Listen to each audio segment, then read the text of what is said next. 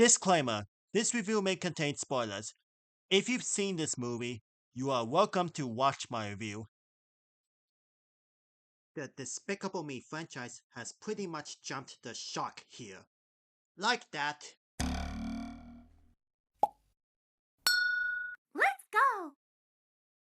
Hey guys, this is Peach Fan Media here, and today I'm going to review on Despicable Me 4, which is the fourth main installment in the Despicable Me franchise by elimination.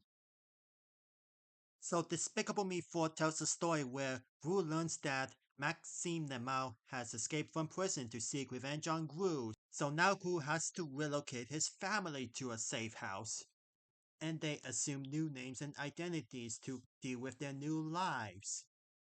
I was not really excited for Despicable Me 4 based on the trailers.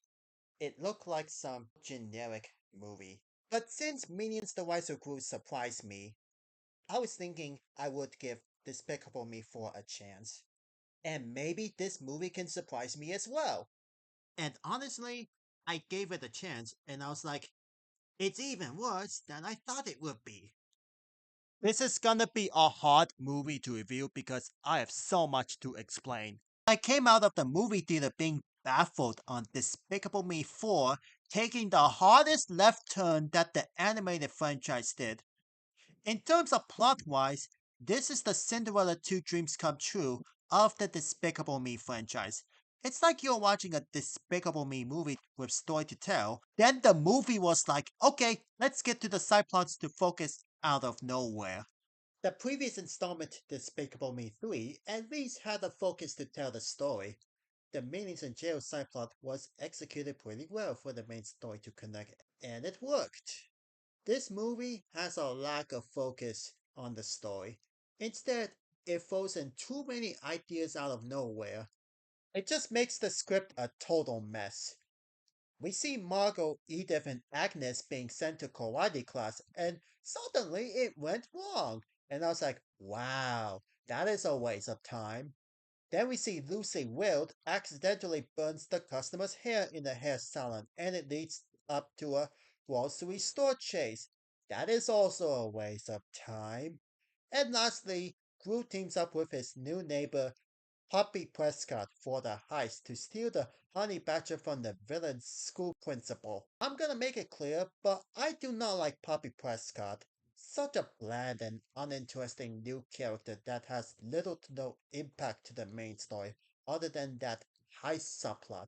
That's basically the entire heist subplot. Boring as shit. This heist sequence surprisingly had one of the weaker comedies in comparison to the other heists we see in the previous three Despicable Me movies.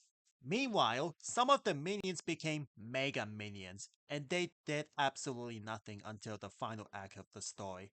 They were just there for a comedy that paddles the runtime. Like, it could have been suited better for Minions 3. So what I was saying about Despicable Me 4 is that every side plot you see feel like episodes you see from a rejected TV show, and it's a waste of time.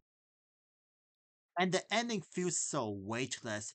It's basically when Gru and Maxine finally resolve their conflict, they later join to sing their awful cover of Everybody Wants to Rule the World. But before I explain my overall thoughts, let's get to the pros. The animation is nice, Gru is still a charming protagonist as always. Will Ferrell is kinda entertaining on his performance, hence why Maxine Lemao is a passable villain, even from his weak motivations. The opening scene is very cool. And plus, while most of the minion gags fell flat, a few did get a chuckle, like the tennis sequence. That shit is pretty funny. Overall, Despicable Me 4 is not a good fourth main entry of the Despicable Me franchise. Like I said, it just makes me think the franchise is starting to lose its steam. 4 out of 10. So thank you for watching my review on Despicable Me 4. Let me know what you guys think of this movie in the comments below. I'll see you guys later.